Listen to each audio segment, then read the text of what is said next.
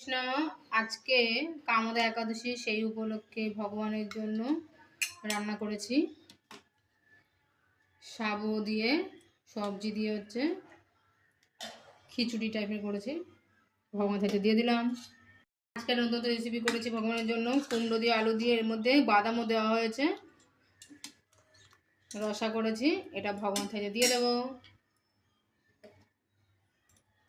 আর করেছি ভগবানের জন্য বাদাম ভুনা দিয়ে আলু দিয়ে হচ্ছে করেছি, তারপরে টমেটো দিয়েছি, দিয়ে এটা শুকনো শুকনো করেছি, আর ভগবান থেকে দিয়ে দেবো। আর দিয়ে দিচ্ছি স্যালাড, শসা স্যালাড দিয়ে দিচ্ছি।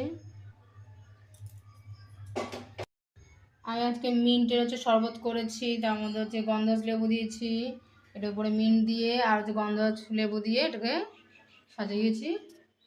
সব কিছু তুলসী পাতা অর্পণ করে দিয়েছি, ভগবান